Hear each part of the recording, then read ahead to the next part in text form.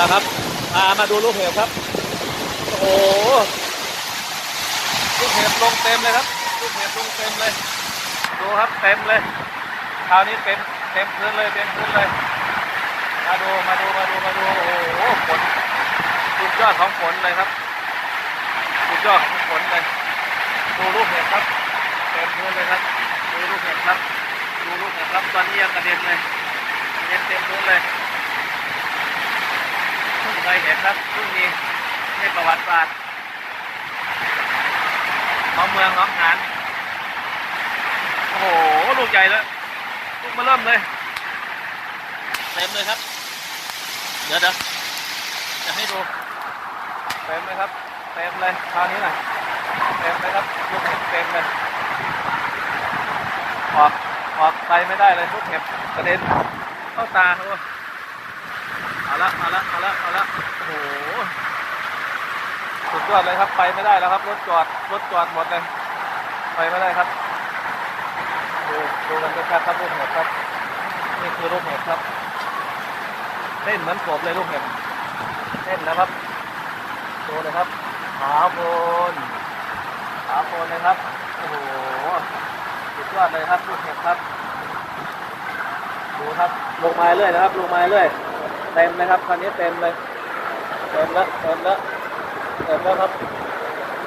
คนก็อยู่ไม่ได้แล้วฝนครับโคตรฝนเลยสุดยอดของฝนเลย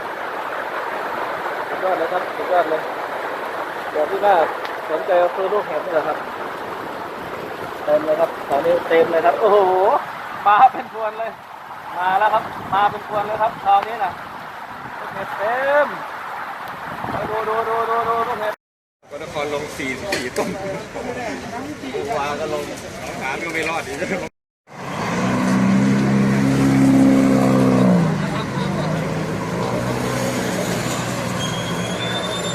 คนซ้อนจิตทัศน์คนจิตทัศน์ทางเล่นมาคนที่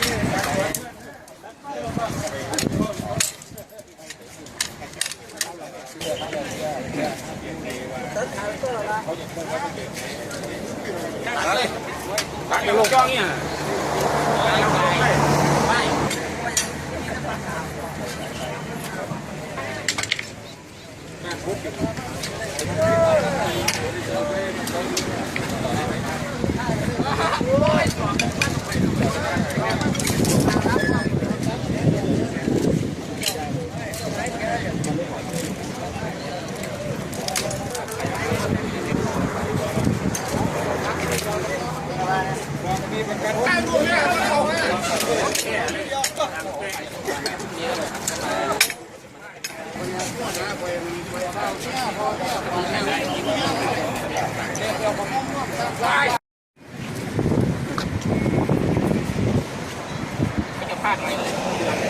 น้ำเรื่อยๆเขาหางเขาก็มาขับน้ำไม่ได้เลยนะครับ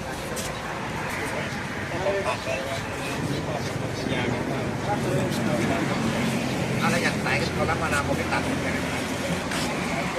ร้อยมีรถดับเขาได้เสาไฟในกลุ่มตอนนั้นผมถ่ายคลิปไว้ไม่เห็นว่าอะไรหรอกไม่เห็นอะไรเลยตอนนั้นรู้ไหมว่าผมเห็นว่ามันดังปึ้งวงจรปิดข้างหน้าว่าแต่ไม่มีไฟกี่โมงครับพี่ตอนประมาณ4 โมงครับ4 โมงเกือบ4 โมงเนี่ยคือมันไม่เห็นอะไรเลยที่ถ่ายตอนนั้นเนี่ยกล้องอะไรเนี่ย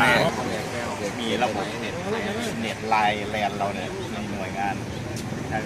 แลนผมก็ใช้ไม่ได้เลย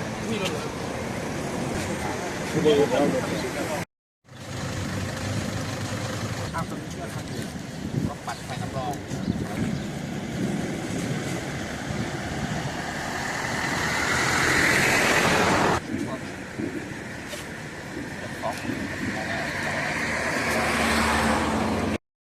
อันนี้รอ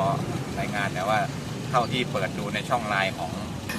งานป้องกันของทุกเทศบาลอบตยังไม่มีรายงานตัวนี้เข้ามาครับยังไงถ้าได้รับรายงานก็จะแจ้งให้ทราบท่านขาจะใช้ระยะเวลาในการไฟฟ้าจะจ่ายไฟให้ศูนย์ ราคา2ที่คือขับซูเปอร์มาร์เก็ตกับโลตัสนี่โดยใช้เครื่องกำเนิดไฟฟ้า ตอนนี้กำลังเดินทางมาจากอุดรนะครับอีกประมาณ1 ชั่วโมงจะจ่ายให้ศูนย์การค้าทั้ง2 แห่งนี้ได้ แล้วก็ผู้ใช้ไฟราษฎรเราภายนอกก็จะจ่ายได้ภายในเวลา 19 นาฬิกาวันนี้ครับคือเรามีแหล่งจ่ายไฟมา2 ทางคือด้านหนองเมฆกับด้าน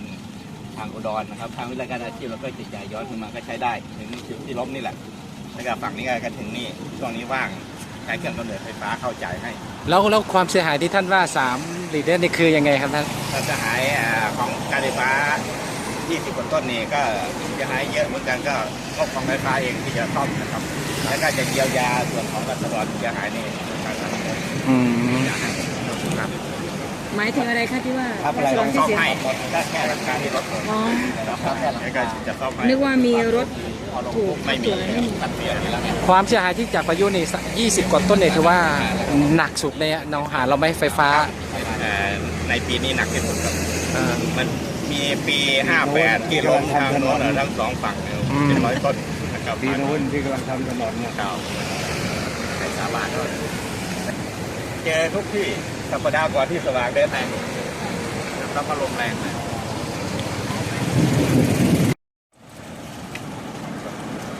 1 ทุ่มคืนนี้ภายใน2 ชั่วโมง หมายถึงจะใช้ไฟ ไฟบ้านชาวบ้านได้ภายในไม่เกินได้ใช้ไฟ ไม่เกิน3 ทุ่ม 1 ทุ่ม อ๋อไม่เกิน1 ทุ่มค่ะ ครับ แล้วตอนนี้ที่ความเสียหายที่ไฟใช้ไม่ได้มีกินพื้นที่ยังไง มีแค่พื้นที่นี่นะครับเข้าทำงานนะครับรถสักโรงเรียนเดี๋ยวก็จ่ายเวลาทางนั้นก็จ่ายได้เหมือนเดิม อ๋อค ครา รั ว บ นี้ไม่มีหมู่บ้าน เบื้องต้นนี่คือ22 ต้น ครับ หนักๆก็จะเป็นท็อปกับโลตัสที่ไปแต่ยังไม่ได้จ่ายวันนี้ครับตำบลอื่นณเวลานี้เท่าที่ทราบนะครับ ก็จะมีใกล้เคียงในวิทยาการอาชีพ ก็เห็นพอท่านแจ้งว่าลมพัดทั้งหลังคาทั้งต้นไม้ไม่ได้เข้าไปดูบ้านพักสำนักงานเกษตรการที่หลังคาเปิดในตลาดแล้วก็เมื่อกี้ผมอยู่ในพื้นที่บ้านตันยางเดี่ยวกำลังประกวดหมู่บ้านกันตันยางก็เปียกหมดเน้นก็ถ้าไม่กระทบตอนนี้ยังไม่กระทบเท่าที่รายงานนะเดี๋ยวรอให้เขาเช็คคำนวณดีเพราะว่าเพิ่งเกิดเหตุรอบตอน4 โมงเย็น เอาเมื่อน้องหานเจอกี่ครั้งแล้วครับ เรา ท่าน เจอมาแล้ว1 รอบเมื่อวันที่ 22 ครับ เมษายนที่พื้นที่อยู่6 ตำบลประมาณถ้าผมจำตัวเลขไม่ผิด400 ประมาณ 400 กว่าจำแต่ว่าการให้ความช่วยเหลือเบื้องต้นรายที่เสียหายหนักและเล็กน้อยเทศบาลอบตเท่าที่จำได้นะครับหนักสุดก็จะเป็นบ้านเชียง อืม ถัดมาก็จะเป็นหนองเมฆเป็นหนองสับปาบ้านยาท้องถิ่นให้ความช่วยเหลือเป็นหมดแล้วนะครับทั้งซ่อมเล็กซ่อมใหญ่วันนี้ก็มีประชุมเฉพาะอบตบ้านเชียงในการให้ความช่วยเหลือนะครับ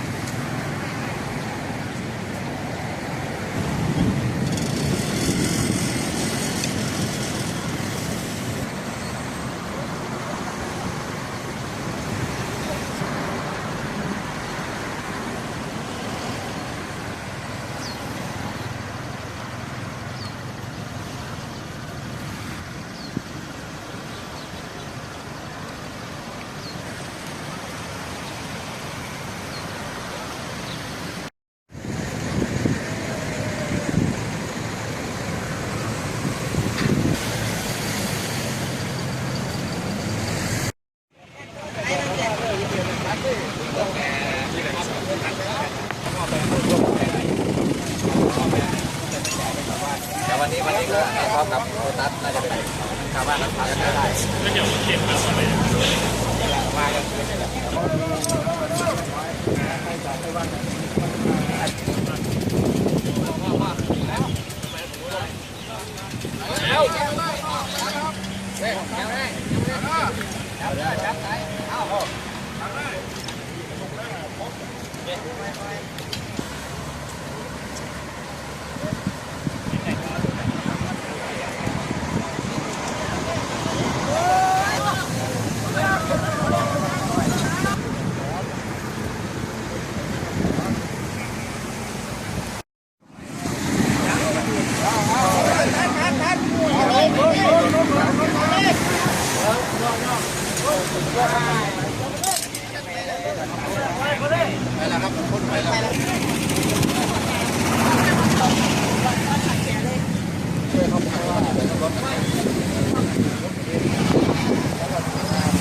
อยากไม่ให้ปวดนะครับ จะไปปวดบ้านอยู่ ครับ ตอนนี้ยังไม่ได้รับรายงาน ยั เข้าง ไม่ มา ได้รับรายงานแต่เบื้องต้นมีกับน่าจะเป็นหน้าวิรายการอาชีพ ครับ ต้นไม้แล้วเมื่อกี้ที่ผมมาก็มีต้นไม้ลงข้างทางมา ตอนนี้ได้รับรายงานว่าเสาไฟฟ้าหักประมาณ ประมาณ22ต้น 12 ก็ ต้ จะ น เป็น นะครั ส่ บ วนต้นด้านหน้า 22 30 ประมาณต้นที่ว่า22ต้นเป็นเสาแล้วมันดึงกันลงทางไฟที่ออกครับแล้วก็เรื่องสายคมนาคมที่บางทางที่ก็เกี่ยวแล้ว ตอนนี้นี่ที่ได้รับรายงานไฟฟ้าไม่ได้ใช้ไม่ได้กี่ตำบลอะไรยังไง บางทีอาจารย์นะคะไฟฟ้าหนองห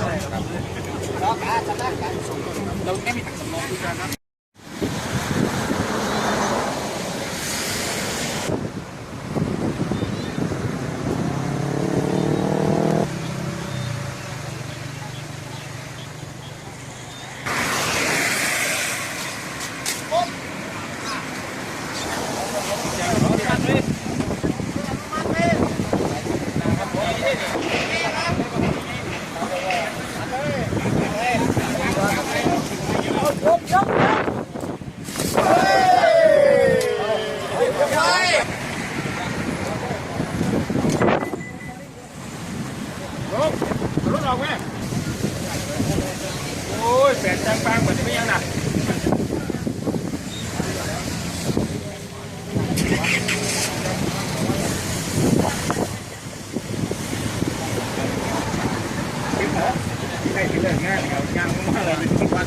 ป้าจิ๊บกำลังแล้วมารับ